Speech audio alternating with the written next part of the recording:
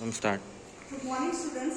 आज हम लोग एससीपी में एक्सपेरिमेंट नंबर 5 डिस्कस करने जा रहे हैं। एक्सपेरिमेंट नंबर 5 जो है उसकी केस स्टडी मेनली एडीआर के ऊपर है। एडीआर मतलब होता है एडवर्स ड्रग रिएक्शन। ठीक है, एडवर्स ड्रग रिएक्शन मतलब क्या होता है, आप सभी को पता है कि नॉर्मल डोज में अगर कोई भी मेडिसिन ली जा रही है और उसकी वजह से कोई रिएक्शन अराइज हो रहा है, हार्मफुल रिएक्शन, नॉक्शियस, अगर कुछ भी ऐसा रिएक्शन अराइज हो रहा है तो उसको हम बोलते हैं एडीआर, एडवर्स ड्रग रिएक्शन। तो ये सिंपली अगर पैरासिटामोल का भी हम एग्जांपल लेने जाए तो वहां पर भी कुछ पेशेंट्स में एडीआर देखने को मिले गए हैं और ये एडीआर जो है वो प्रॉपर तरीके से एडीआर रिपोर्टिंग फॉर्म में रिपोर्ट किए जाते हैं और इसको पूरा हैंडल करना, इसको पूरा डाटा कलेक्शन करके इसको अपने पास प्रिजर्व करके रखना ताकि फ्यूचर में एज अ रेफरेंस यूज किया जा सके।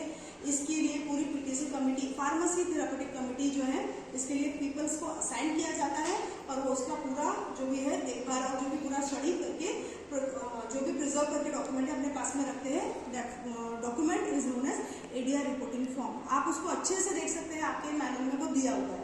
तो स्टार्ट करते हैं एक्सपेरिमेंट नंबर 5 का केस स्टडी। इसमें क्या बताया है, केस स्टडी में एक 70 ईयर ओल्ड लेडी है। ठीक है, उसको हॉस्पिटल में एडमिट किया गया है बिकॉज शी इज फॉल, वो गिर गई है, कहीं से वो गिर गई है। गिरने की वजह से she is unable to provide history. वो अपनी कुछ भी मतलब चीजें जो भी अपनी डिटेल्स है वो शेयर नहीं कर पा रही है, बता नहीं पा रही है और वो थोड़ी सी कंफ्यूज है।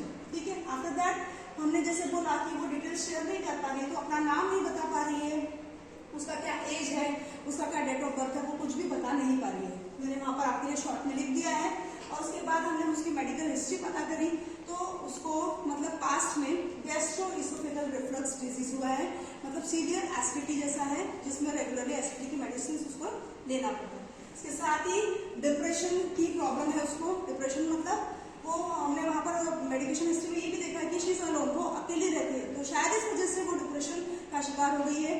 आफ्टर दैट हाइपरटेंशन मतलब कि उसका बीपी का भी उसको प्रॉब्लम है, बीपी उसका बढ़ा हुआ है। उसके बाद में हाइपरकोलेस्ट्रेमिया मतलब कोलेस्ट्रॉल के लेवल्स भी वहां पर बढ़े हुए हैं। ठीक है, और जैसे ही कोलेस्ट्रॉल का लेवल अगर ऊपर नीचे या बढ़ा हुआ होता है तो हार्ट डिजीज वहां पर रह गई। ठीक है ना, हार्ट फेलियर मतलब समवॉट उसको कभी अटैक, फर्स्ट अटैक वगैरह भी आ चुका है। उसके बाद में शी इज इंडिपेंडेंट, वो इंडिपेंडेंट है मतलब किसी के ऊपर आश्रित नहीं है, किसी के ऊपर सारे काम खुद से करती है। Simultaneously she is running a charity shop, एक शॉप है जिसको रन कर रही है और उसका पूरा मतलब लेखा जोखा जो भी है वो कर रही है। साथ में ही हमने उसकी हिस्ट्री में हमको ये भी पता चला है कि वो कोई भी अल्कोहल या स्मोकिंग या सेल्फ मेडिकेशन टाइप का या अदर कोई ड्रग्स का मतलब एडमिनिस्ट्रेशन नहीं करती है। ये उसकी हो गई केस स्टडी, ये उसके बारे में हमको पता चल गया है। अब यहाँ पर हम लोगों के सामने कुछ मेडिसिन लिखे हुए हैं जो उसको अब तक के दिए जा रहे हैं। सबसे पहली मेडिसिन है एम्लोपिडिन। एम्लोपिडिन ये हार्ट डिजीज में दी जाने वाली एक मेडिसिन है, कैल्शियम चैनल ब्लॉकर की कैटेगरी में आता है, जरूरी है। ठीक है, उसके बाद में एट्रोवास्टैटिन, ये बीपी को कंट्रोल करके देने वाली मेडिसिन है। उसके बाद कार्बामाजेपिन सीजर को कंट्रोल करने के लिए दिया जा रहा है और फिर फ्यूरोसिमाइड जो कि डायबिटिक है। हार्ट के पेशेंट को डायबिटिक दिया जाता है बिकॉज क्या होता है, बहुत सारा एक्सेस वाटर अगर बॉडी में रिटेन होगा तो हार्ट को वहां पर ज्यादा मेहनत करनी पड़ेगी, उसके ऊपर ज्यादा लोड आएगा और वो डायबिटिक क्या करता है, मैक्सिमम वाटर का कंटेंट बाहर निकाल देता है जिसमें से हार्ट जो है वो अच्छे से पंप करता है। ठीक है, तो यहाँ पे 40 mg में और बीडी मतलब ट्वाइस इन अ डे 2 बार उसको दिया जा रहा था। उसके बाद ओमेप्राजोल, जैसे कि हम लोगों ने यहाँ पे देखा एसिडिटी का प्रॉब्लम है तो ये एसेंशियल मेडिसिन में आ जाएगा। उसके बाद में सर्ट्रालिन एक मेडिसिन है, वो एंटी डिप्रेसेंट है तो यहाँ पर हमने देखा है कि उसको डिप्रेशन है तो इसीलिए ये मेडिसिन भी उसकी कंपल्सरी मेडिसिन में आएगी। आफ्टर दैट पैरासिटामोल भी दिया जा रहा है। उसके बाद में टिमाजेपाम भी दिया जाता है जो कि सिडेटिव और स्लीप इंड्यूस करने के लिए मेडिसिन दिया जाता है। ठीक है, यहाँ तक आपको समझ में आ गया कि ये सब मेडिसिन उसको दी जा रही है। अब जब वो गिर गई थी तो उसकी अंदरूनी चोट लगी है या कहाँ तक के डैमेज हुआ है ये चेक करने के लिए, क्योंकि शी इज कंफ्यूज, वो अपने डिटेल्स शेयर नहीं कर पा रही थी तो इस वजह से उसको ब्लड रिपोर्ट निकालने के लिए बताया गया। उस ब्लड रिपोर्ट के ये रिजल्ट्स आपके सामने लिखे हुए हैं जिसमें व्हाइट सेल कंटेंट मतलब WBC सेल्स वो नॉर्मल है, उसका हीमोग्लोबिन नॉर्मल है 12 है, प्लेटलेट्स भी नॉर्मल है, सोडियम का कंटेंट जो है वो थोड़ा बहुत कम नजर आ रहा है। ठीक है, 120 मिली इक्विवेलेंट वहां पर है जबकि नॉर्मली को रहना चाहिए 135। ओके, आफ्टर दैट पोटेशियम कितना है 3.8 और उसके बाद क्रेटिनिन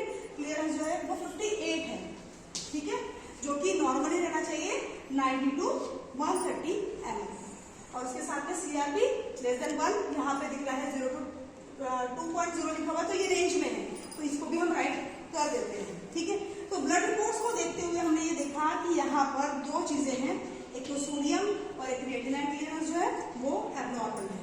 क्वेश्चन ये पूछा जा रहा है कि इन ब्लड रिपोर्ट्स को देखते हुए आप इसमें से कौन से 4 मेडिसिन है जिसको आप रिमूव कर सकते हैं ताकि उसकी एब्नॉर्मलिटी जो है वो थोड़ा बहुत कवर में आ सके। तो हमने जब उसको देखा तो यहाँ पर हम सबसे पहले जब डिस्कस कर रहे थे तो हेमोफिलिन राइट है बिकॉज हार्ट डिजीज इसको है। उसके बाद में एट्रोवास्टैटिन बीपी के लिए जरूरी मेडिसिन है। कार्बामेजेपिन हमने देखा तो उसने हिस्ट्री में यहाँ पर कहीं पर भी सीजर्स की कंप्लेंट नहीं की है, तो इसीलिए इस मेडिसिन को हम वहां से रिमूव कर सकते हैं। उसके बाद फ्यूरोसिमाइड है। फ्यूरोसिमाइड जो है ये डायबिटिक है, ये बहुत ज्यादा मात्रा में सोडियम का रिमूवल कर रहा था, उसी वजह से सोडियम का कंटेंट वहां पे कम हो गया है, तो इसको भी हम डाउटफुल में रखेंगे, लिस्ट में रखेंगे। और यहाँ पर जो बीडी है या तो उसका डोज ओडी कन्वर्ट करेंगे या तो जो 40 mg है उसको रिड्यूस करके हम सोडियम के लेवल को मेंटेन कर सकते हैं। ये सेकंड 2 मेडिसिन हो गई। थर्ड हम देख रहे हैं सर्ट्रालिन जो कि एंटी डिप्रेसेंट है। डिप्रेशन की शिकायत उसने की है तो उसको हम कुछ छेड़छाड़ नहीं करेंगे, वो रहेगा वहां पर। पैरासिटामोल लिखा हुआ है, उसने कोई भी कंप्लेंट नहीं की है कि उसको फीवर आता है, तो ये एंटीपायरेटिक पैरासिटामोल की भी जरूरत नहीं है। उसके बाद क्लेमाजेपाम सिडेटिव और स्लीप के लिए बोला है, तो उसको उसने यहाँ पर हमने जैसे उसकी हिस्ट्री पढ़ी तो उसने कहीं पर भी प्रॉब्लम नहीं बताई कि उसको स्लीप इंड्यूस मतलब नींद नहीं आ रही है या कुछ प्रॉब्लम है, तो क्लेमाजेपाम भी हम रिमूव कर देंगे। ऐसे देखते हुए हम ये 4 मेडिसिन यहाँ से रिमूव कर सकते हैं।